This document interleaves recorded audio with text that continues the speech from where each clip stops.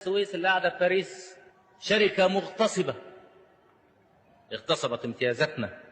التاريخ لن يعيد نفسه، بل بالعكس سنبني مصر القوية وسنبني مصر العزيزة. هنبني السد العالي وسنحصل على حقوقنا المغتصبة. هنبني السد العالي زي ما احنا عايزين، هنصمم على هذا.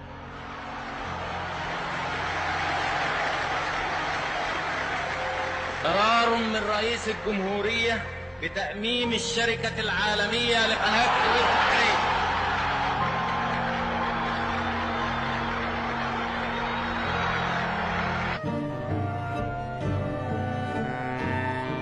فيما أثار التأميم فرحا عارما في الوطن العربي، أطلق موجة غضب صاخب في الغرب.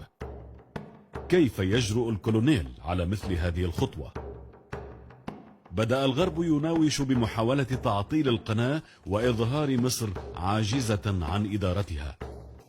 انسحب المرشدون الأجانب ولم يتبقى سوى 40 مرشدا مصريا و6 يونانيين، لكن المصريين نجحوا في إدارة القناة وارتفع عدد السفن التي تطلب العبور.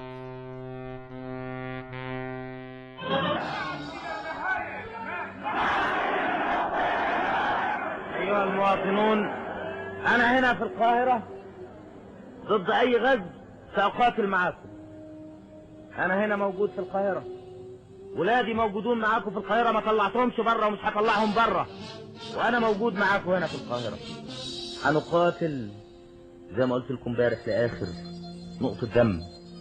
لن نسلم أبدا. بنبني بلدنا، بنبني تاريخنا، بنبني مستقبلنا. النهارده ده شعار كل مصري. عبد الناصر يقول، عبد الناصر يقول الله أكبر، ويوم لا الظهر في وجداني يا شعب قمنا لقهر الصعب من تاني. من جهتهم أظهر أفراد الجيش والمقاومة الشعبية بسالة فائقة في الذود عن بورسعيد ومدن القناة.